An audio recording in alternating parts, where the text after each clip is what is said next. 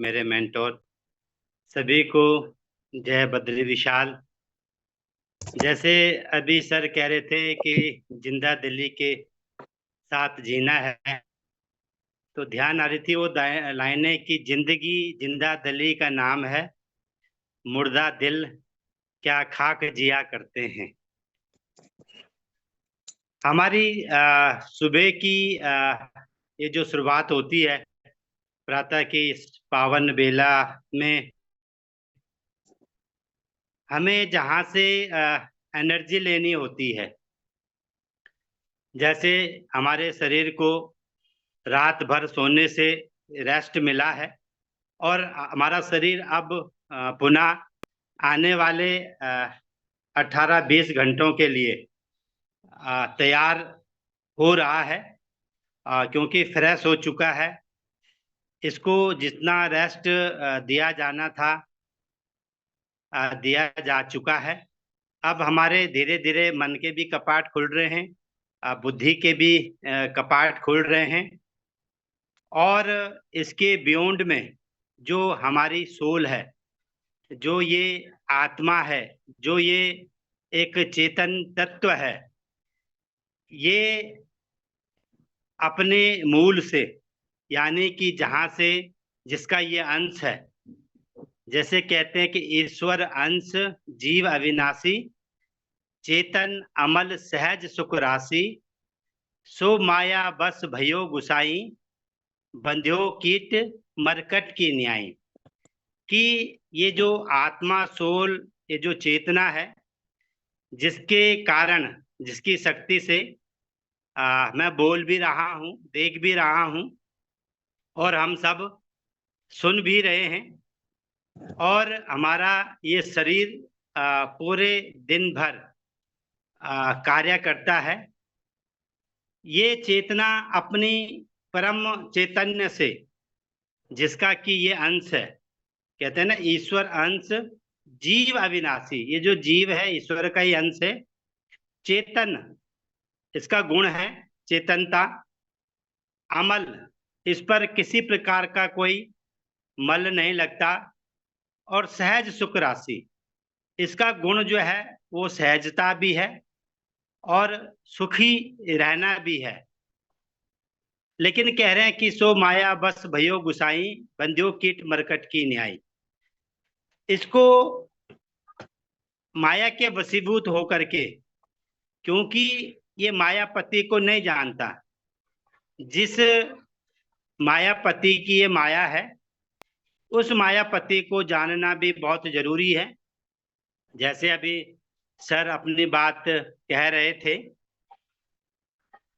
और अभी सुबह इससे पहले एक हमारी ग्रुप कॉलिंग मीटिंग भी हुई 10-15 मिनट की। उसमें भी यही बात कहने का अवसर मिला कि हमारे जीवन में 3 तरह के दुख हैं। या तो तन का दुख है, या मन का दुख है, या धन का दुख है। चौथा कोई दुख हमारे जीवन में है नहीं। और जैसे हम आरती भी गाया करते हैं कि तन मन धन सब कुछ तेरा, तेरा तुझको अर्पण क्या लागे है मेरा। कि मैं ये तन, ये मन और ये धन तुझको अर्पण करता हूँ। मेरा मुझ में कुछ नहीं, जो कुछ है सो तेरा, तेरा तुझको सौंपिया तो क्या लागे है मेरा। लेकिन वो सौंपना किसको है, कौन है वो जिसे हम वो कह रहे हैं। तो उस वो को, अर्थात इस परमात्मा को, जहां से ये सब कुछ हमें प्राप्त हो रहा है, उसको जानना जरूरी है।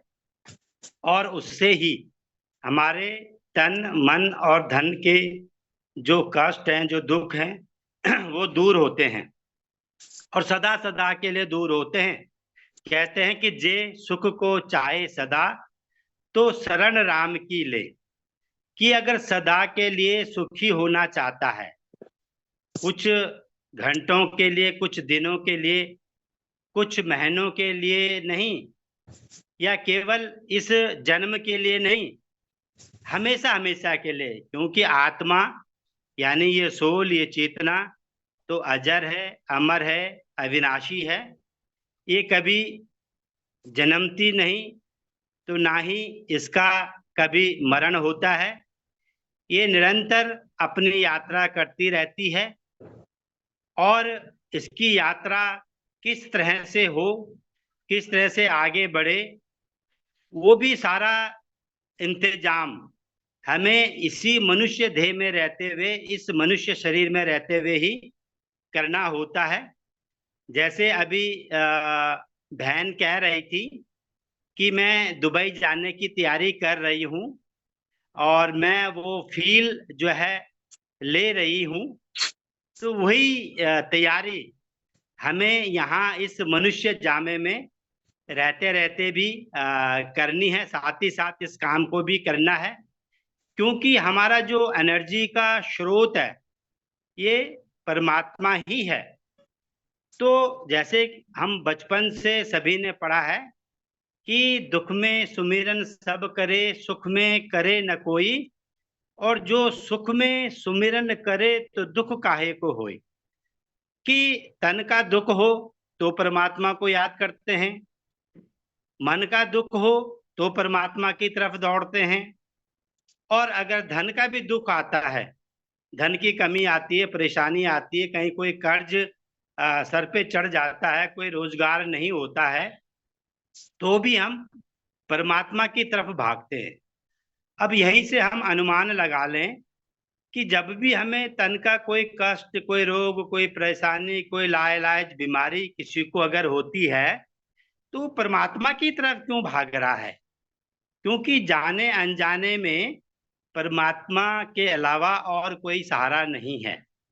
मन से परेशान होता है, मन से चिंतित हो जाता है, मन से कहीं व्याकुल हो जाता है, मन कहीं बोझिल हो जाता है, तब भी परमात्मा की तरफ भागते हैं। तो इस वक्त ये जो घड़ियां हैं, सुख की घड़ियां हैं, ये जो घड़ियां हैं खुशी की घड़ियां हैं, ये जो घड़ियां हैं हमारी विकास की घड़ियां हैं, ये जो घड़ियां हैं हमारी उन्नति की घड़ियां हैं। तो वही अगली लाइन जो हमें कह रही है कि जो सुख में सुमिरन करे तो दुख काहे को होए। अर्थात इस समय हमें परमात्मा का अधिक से अधिक सिमरन करना चाहिए, निरंतर सिमरन करना चाहिए। परमात्मा के साथ हमारा ऐसा अटूट बंधन, ऐसे अटूट नाता जुड़ जाना चाहिए कि परमात्मा को हम एक श्वास भी ना भूलें। गुरबाणी कहती है, श्वास श्वास सिमरो गोविंदा, मन अंतर की उतरे चिंता। कि श्वास श्वास पर अगर परमात्मा का ध्यान रहता है, परमात्मा का नाम का अगर हम बिना जाने भी स्मरण करते हैं, तो भी, क्योंकि कहा है कि कलयुग समयुग आन नहीं, पर जो नर करे विश्वास। हम कहते हैं ये कलयुग है जी, इस कलयुग के समान आसान युग कोई नहीं है, पर जो विश्वास करे तो बात को और आगे ना ले जाता वा। ये इसलिए क्योंकि हमें पूरे दिन भर की मानसिक जो हमें एक शक्ति चाहिए, शारीरिक जो हमें एक शक्ति चाहिए, आध्यात्मिक हमें जो एक शक्ति चाहिए, हमारी आत्मा की खुराक, हम शरीर की खुराक तो शरीर को दे रहे हैं, लेकिन आत्मा की खुराक आत्मा को नहीं दे रहे हैं। हमारा सबसे पहला जो कर्तव्य है वो ये बनता है कि हम इस आत्मा की खुराक इसको दें, और आत्मा की खुराक केवल ये परमात्मा है। इसलिए सर ने इस टॉपिक को, इस चैप्टर को यहाँ पर रखा है, ताकि हम अपने आप को इस पावर हाउस के साथ जोड़ करके एनर्जी से अपने तन मन को पूरा भरपूर भर करके फिर अपने कार्यों पे लग जाएं, व्यक्तिगत कार्यों पे लग जाएं, परिवार के कार्यों पे लग जाएं, सामाजिक कार्यों पे लग जाएं, जो भी हमारे नौकरी है या व्यापार है, हम उन कार्यों पे लग जाएं। और जिन भी सज्जनों से हमने दिन भर मिलना है, मीटिंग करनी है, कहते हैं साथ ले लो इसे, साथ रहता है ये, जबकि परछाई भी साथ रहती नहीं। परमात्मा के लिए कह रहे हैं कि ये साथ में रहता है, इसे साथ ले लो, ये तुमसे दूर नहीं है, तुम इससे दूर हो जाते हो। जैसे जब चीर हरण हो रहा था तो भगवान कृष्ण कहीं दूर नहीं थे, केवल द्रौपदी उनको याद नहीं कर रही थी, लेकिन जैसे द्रौपदी ने उन्हें याद किया तो वहां पे उसका चीर कितना लंबा हो गया। कहते हैं सारे विच नारी है कि नारी विच सारी है, सारी है कि नारी है कि नारी है कि सारी है। यानी कि परमात्मा तत्काल उसी क्षण वहीं पर प्रकट होकर अपना सहारा देता है। तो इन्हीं शब्दों के साथ मैं वापस सर के